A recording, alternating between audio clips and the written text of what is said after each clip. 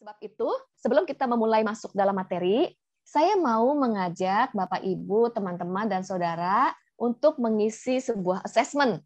Lalu assessment ini nanti akan kita bahas di bagian akhir jawabannya ya.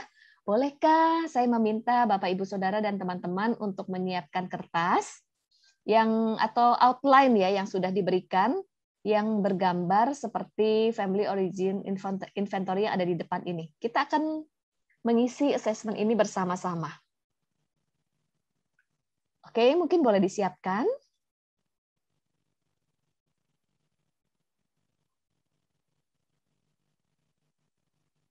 Saya boleh memastikan apakah Bapak, Ibu, saudara, dan teman-teman sudah siap semuanya? Boleh saya lihat jempolnya?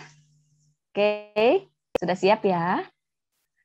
Nah, kalau sudah, kita akan tarik napas dulu. Kita siapkan alat tulis. Oke. Kemudian kita akan ambil waktu sekitar 30 detik untuk mengisi assessment ini. Kita coba membayangkan pada saat usia kita di usia 0 sampai 10 tahun. Kita akan kembali ke masa anak-anak kita. Masa anak-anak di usia 0 sampai 10 tahun ya. Nah, ada pengumuman untuk Bapak Ibu yang belum mendapatkan handout peserta bisa di-download. Yes, boleh silakan. Atau kalau misalnya belum ada, boleh ambil kertas, lalu boleh menggambar di kertas kosong dengan gambar seperti di depan ini.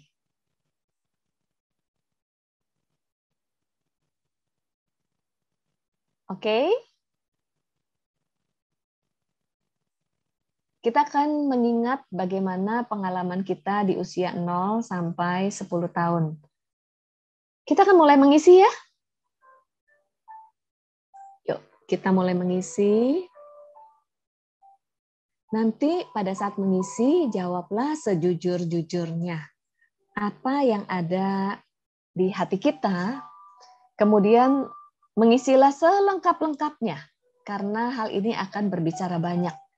Sekali lagi, pada saat kita rindu untuk mengalami pemulihan, langkah pertama adalah kita memahami apa yang ada pada diri kita.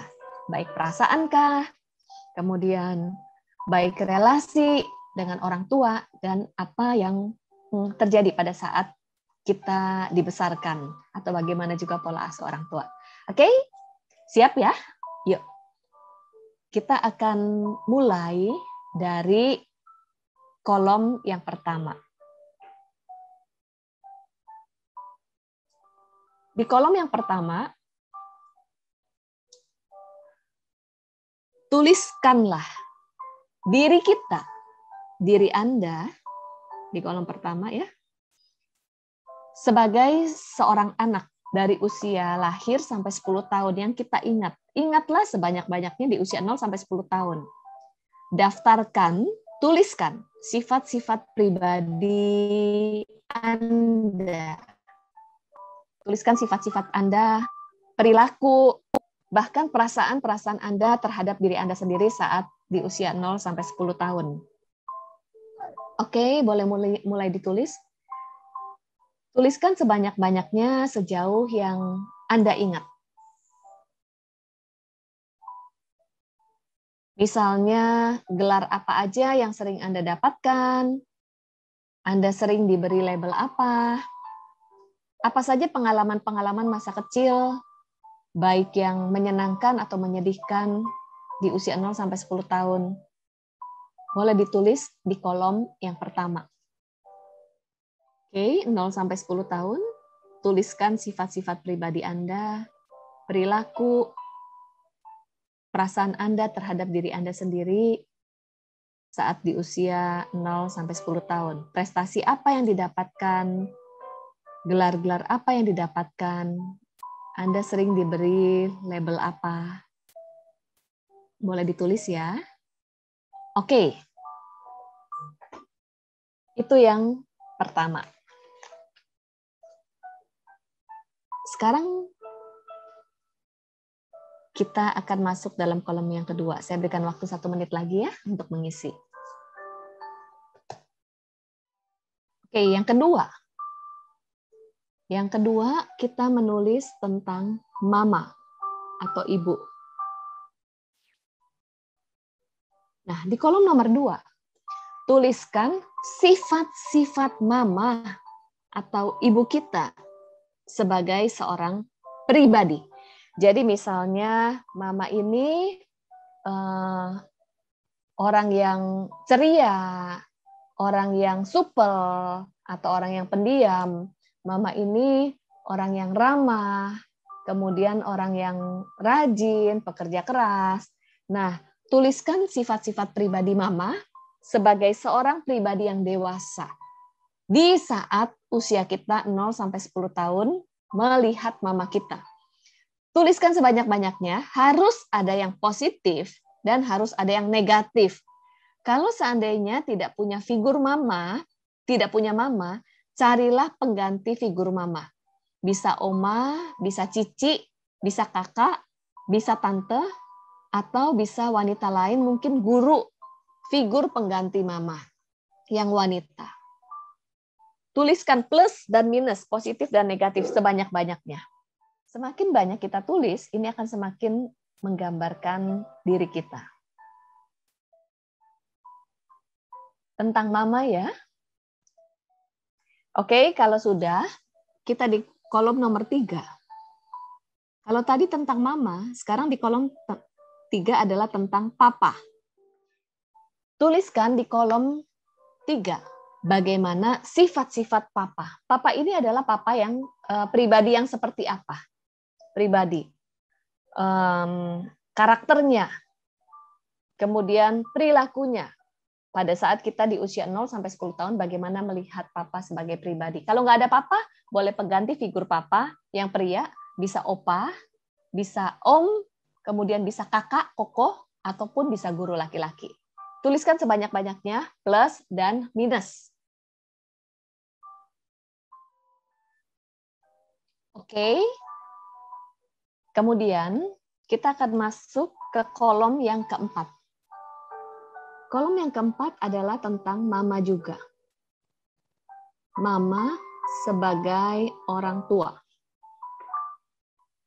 Kalau tadi di kolom nomor 2, mama sebagai seorang pribadi, apa saja sikap positif plus dan minusnya, kelebihan dan kekurangannya. Kalau di kolom nomor 4, bagaimana mama sebagai orang tua. Bagaimana mama mendidik kita. Otoriterkah? Kemudian mama sibukkah? Suka mengkritikkah? Kemudian mama suka menemani. Jadi kalau yang di kolom nomor 4 ini adalah mama sebagai orang tua terhadap kita di usia 0 sampai 10 tahun. Kalau nggak ada mama, berarti sosok wanita pengganti figur mama. Boleh dituliskan. Bagaimana mama sebagai orang tua.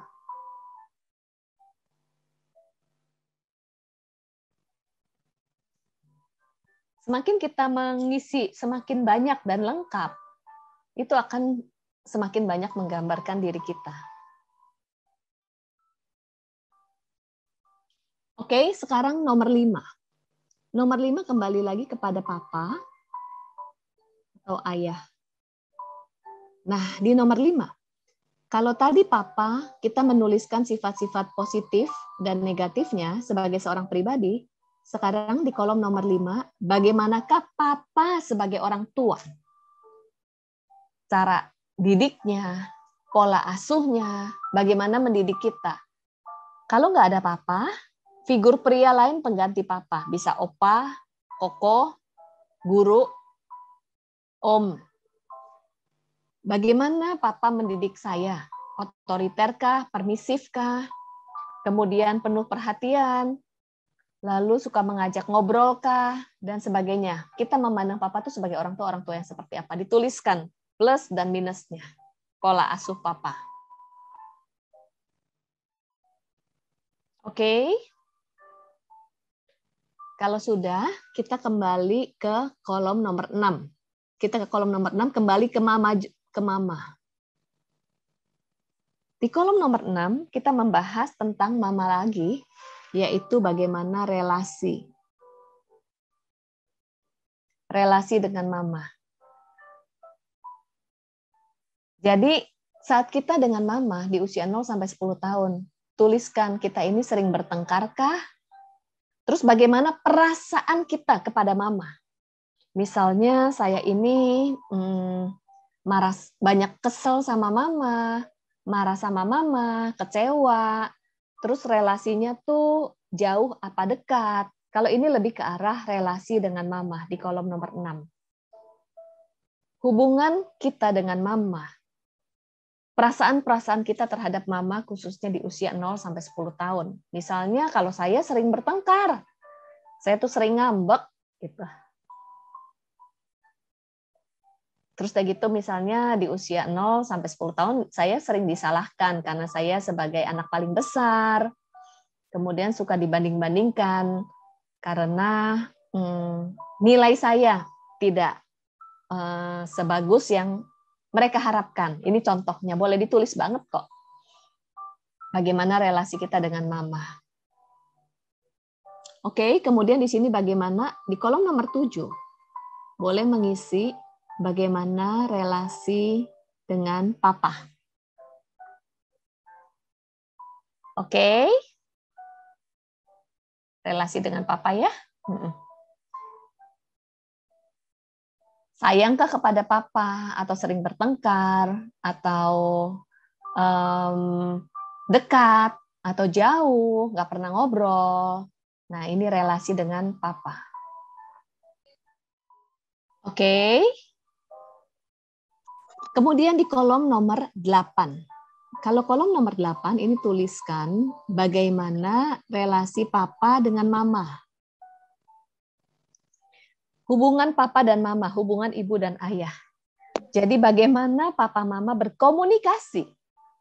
Bagaimana papa dan mama berinteraksi. Lalu bagaimana papa dan mama bertengkar. Bagaimana perasaan mereka satu dengan yang lainnya di usia kita 0 sampai 10 tahun. Ditulis apa yang kita lihat, apa yang kita rasakan, atau impresi kita terhadap relasi papa dan mama. Mereka menurut kita mereka saling mengasihi kah? Atau mereka saling mengkritik cara komunikasinya dan sebagainya. Oke, saya berikan waktu 1 menit lagi ya. Yes, sudah ya? Saya tutup dulu ini. Saya berharap kita semua sudah mengisinya dengan lengkap. Saya akan tutup ya. Sudah? Nah, apa artinya dan bagaimana jawabannya? Jadi nanti akan dibahas di bagian akhir ya. Lalu saya akan melanjutkan dulu dengan materi yang diberikan di bagian akhir. Oleh sebab itu, kita akan tetap bersama-sama sampai akhir acara untuk menemukan apa kunci jawaban dari asesmen yang tadi. Saya akan lanjut masuk ke dalam materi. Baik, selamat datang kembali di main room, Bapak Ibu Saudara. Pastinya seru-seru ya cerita-cerita di masing-masing breakout room. Jadi saya juga sempat join breakout room dan keluar semua nih. Karena saya perempuan, jadi saya kumpulnya dengan mama-mama. Jadi saya penasaran juga sih nanti barangkali ada papa-papa yang sharing gitu atau bapak-bapak yang sharing. Oke, kita akan mendengarkan kunci jawabannya. Saya persilahkan Ibu Iliana. Oke, makasih Miss Patricia. Jadi kalau tadi kita mengeksplorasi apa saja nih yang kita tangkap dari warisan fisika, warisan psikologi, spiritual, kemudian relasi, ataupun nilai-nilai. Sekarang kita akan melihat apa saja yang tanpa disadari kita warisi dari pribadi orang tua kita melalui kunci jawaban dari Family Origin Inventory. Kita keluarkan kertas yang tadi ya. Kita keluarkan kertas yang tadi, assessment yang tadi sudah diisi. Saya akan buka. Saya akan membacakan interpretasinya. Sudah siapkah?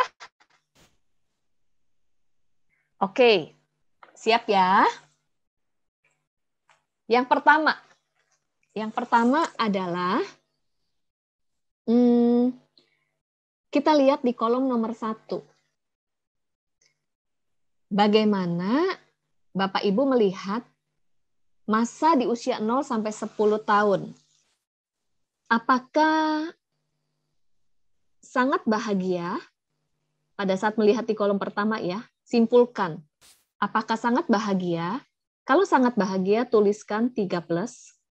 Kalau cukup bahagia, tuliskan 2+. Kalau sedikit bahagia, tuliskan 1+. Silakan menulis 3+, 2+, atau 1+.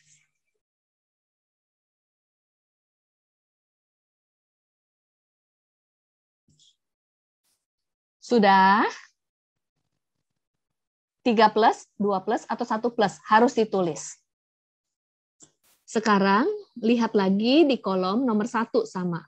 Lihatlah apakah masa kecil Anda sangat sedih. Kalau sangat sedih, tulis 3-. Kalau cukup sedih, tulis 2-.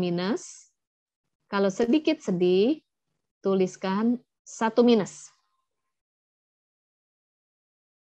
Baik plus dan minus harus ditulis, tinggal jumlahnya saja yang berbeda. Sudah? 3+, 2+, 1+, 3-, 2-, 1-, tinggal dipilih. Kalau sudah ya, dilihat mana yang lebih banyak. Lebih banyak plusnya, lebih banyak minusnya, atau sama dengan. Kalau 2+ dan 2- sama dengan. 3+, 3- sama dengan. Kalau 2+ dengan 3- berarti lebih banyak minusnya. Dilihat mana yang lebih besar atau sama dengan. Kalau saya sama dengan. Apa artinya? Kalau lebih banyak plusnya, artinya kita pribadi yang cukup stabil saat menghadapi tekanan, bisa menghadapi tekanan dengan cukup baik, meresponi tekanan. Kalau lebih banyak minusnya, kita ini cukup sensitif. Jadi ada hal kecil pun kita mudah bereaksi, mudah terpancing emosi juga. Kalau sama dengan, saya sama dengan artinya apa? Kalau keadaan stabil, saya baik-baik saja. Tapi kalau keadaan kurang stabil atau krisis, saya juga bereaksi. Nah, kalau saya paham ini, saya jadi belajar untuk mengelola diri saya saat tekanan-tekanan itu datang. Ini perlu kita pahami tentang diri kita. Oke, sekarang kita masuk ya ke kolom nomor 2 dan nomor 3. Kalau kolom nomor 2 ini adalah tentang mama, betul. Kalau kolom nomor 3 ini tentang papa. Kita lihat, setiap anak itu pasti ada keberpihakan kepada salah satu orang tua. Ada orang tua yang lebih favorit, ada orang tua yang kurang favorit. Di usia kita 0 sampai 10 tahun, mana yang lebih favorit? Papa atau mama? Ikuti kata hati di 0 sampai 10 tahun. Bukan dengan pemikiran. Dengan pemikiran itu maksudnya dengan kita menilai sifat-sifat positif atau sifat negatifnya, tetapi di hati kita tuh lebih favorit siapa, papa atau mama di usia 0 sampai 10 tahun. Pilihlah. Kalau dua-duanya favorit, pasti ada yang lebih favorit. Kalau dua-duanya tidak favorit, pasti ada yang lebih favorit. Berikan tanda bintang kepada orang tua yang lebih favorit. Kalau saya favoritnya papa. Berikan tanda bintang. Sudah?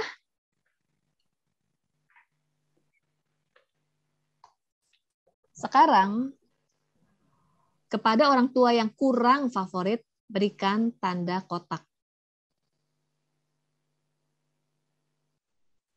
Kalau ini bintang. Sudahkah?